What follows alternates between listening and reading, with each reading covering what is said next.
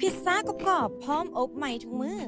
สีเยิ้มๆพร้อมท็อปปิ้งเต็มๆแบบนี้ต้องถูกใจหลายคนแน่นอนรับรองว่า ready to eat อาหารแซ่บจากแดนกิมจิ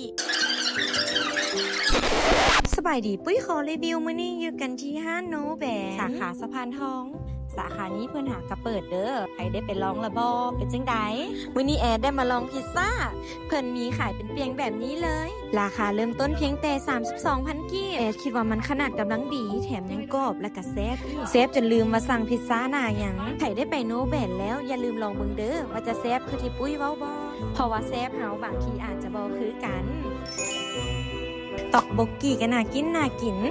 ไผมาก็ต้องได้ลอง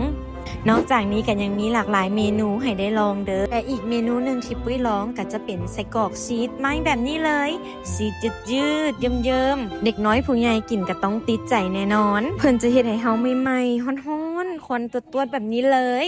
กินไปก็เบิ่งคนมาช้อปปิ้งไปมื้อนี้คนมาหลายอีหลีนักเรียนเกาหลีเกาใจก็มาเต็มห้าน